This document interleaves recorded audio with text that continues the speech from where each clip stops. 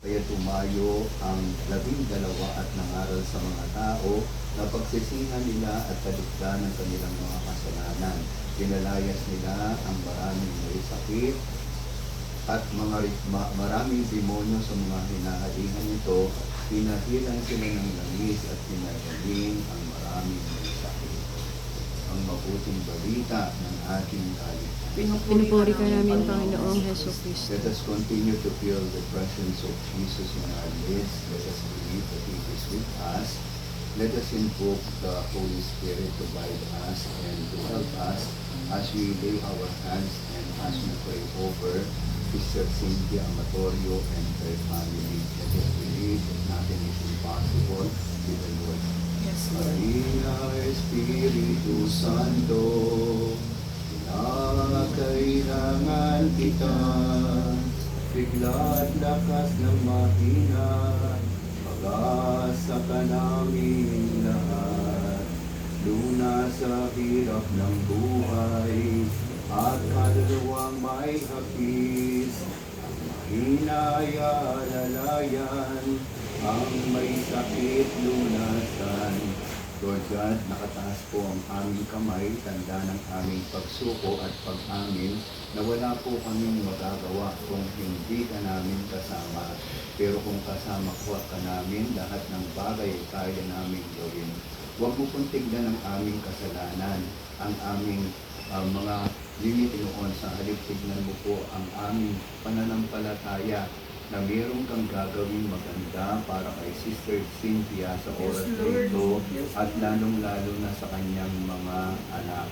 Hindi naman po mahina o hindi naman po Panginoong Jesus ang yung kamay mo ay maiksi. Pwede mo naman po silang ipuhin sa oras na ito kahit saan po sila. Alam ko, Panginoon, na makapangyarihan kang Diyos. Kaya sa oras na ito, hinihiling ko po sa pamamagitan na tuloy ito, ipuhin mo po si Sister Cynthia Amatorio sa oras na ito, sa minapulo ang ganhalang bahan. Amen. Kung ano man po yung sakit niya, yung isinipis niya, na rin nireklamo po niyang masakit, at sinasabi ng doktor na wala po makakagaling dito, pabalik-balik. Pero ikaw naman, Panginoon, kaya mong gawin iyan kasi pati patay kaya mong buhayin, makapangyarihan ka. Kaya Panginoon, sa oras na ito, pinaniniwalaan po namin at tinatanggap namin na pagagalingin po si Sister Cynthia physically, spiritually, emotionally. O Lord God, we claim that prayer for her. And also, O Lord, extend your hand now to her children and grandchildren.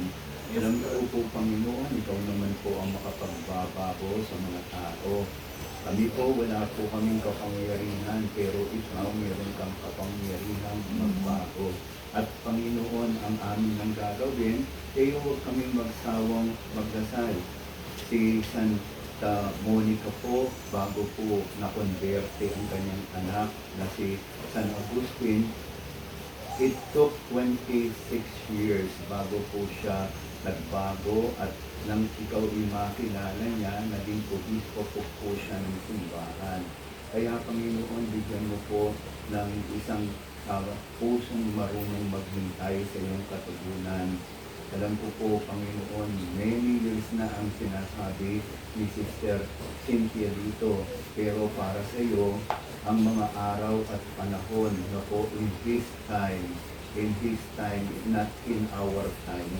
Kapag po kami nagdasal, Lord God, bahala ka na po, basta't ang amin po, kami umaasa na darating din ang panahon, sasagutin mo kami. Habang kami naman po naghihintay, kami po'y maging mapayapa, maging peaceful po, Panginoon, at ganoon din naman, maging masaya.